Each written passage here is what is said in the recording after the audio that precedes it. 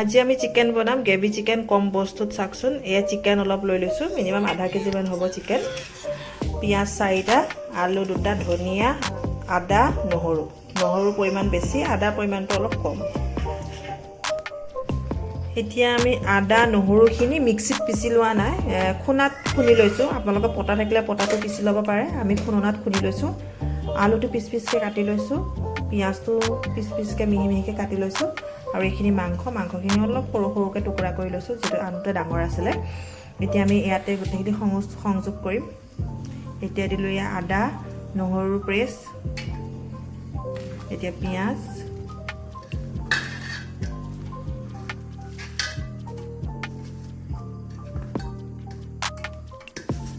আলু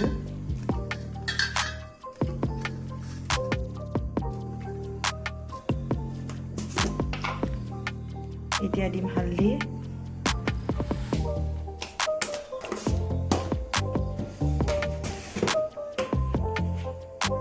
নিমখ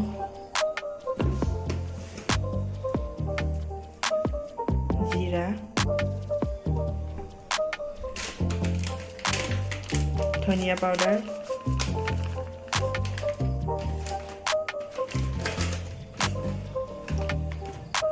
গৰম মছলা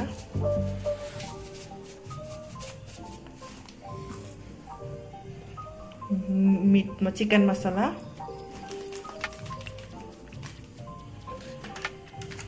ৰেড চিলি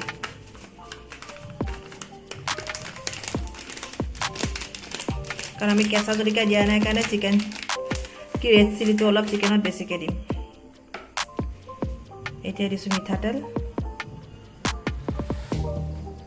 মিঠাতেলটো আপোনালোকে পৰিমাণ মতে ল'ব অলপ বেছিকৈ দিলেও ভাল লাগে চিকেন বুলি ক'বলৈ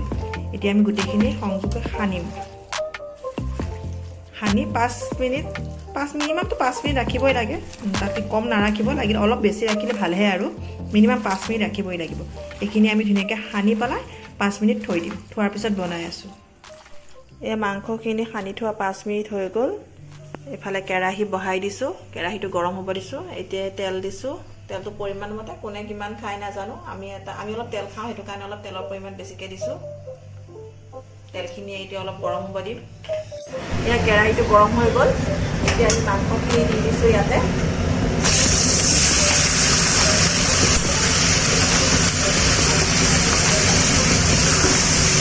মাংসখিনি আমি লৰাই আছো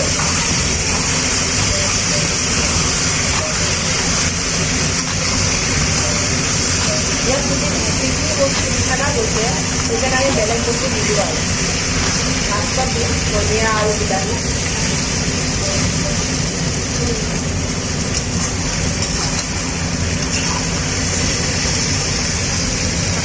এতিয়া ঢাকনিখন উলগাই আমি চাম ঢাকনিখন উলগাই চাইছোঁ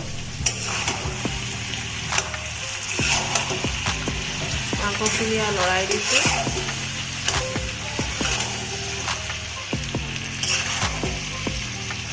লৰাই বস্তুটো মানে তেলটো যিটো সানি থোৱা তেল আছে সেই সানি থোৱা তেলটো একদম শুহি যাব লাগিব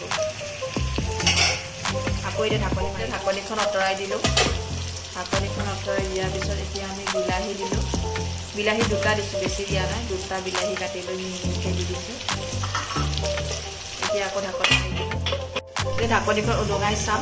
চাই লৈ পেলাই লৰাই দি আছোঁ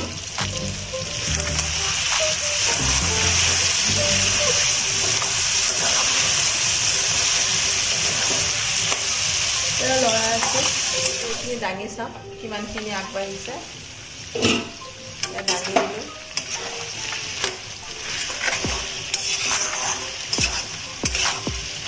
মাংসখিনি লৰাই আছোঁ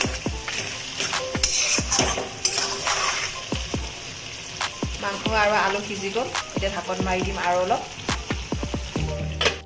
এতিয়া মাংসখিনি দাঙি চাম মাংস হৈ গৈছে মাংসখিনি ধুনীয়া হৈ গৈছে কালাৰ আহি গৈছে তাত সিজিও গোটেইখিনি হৈ গ'ল জুইটো এতিয়া কমাই দিম এতিয়া ধনিয়া দি দিলোঁ ওপৰত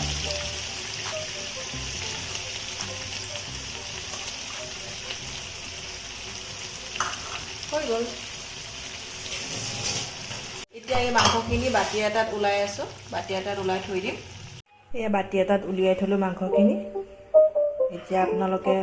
ভাতৰ লগত খাব পাৰে, ৰুটিৰ লগত খাব পাৰে, কেনেকুৱা লাগিছে জনাব কমেণ্টত দেই।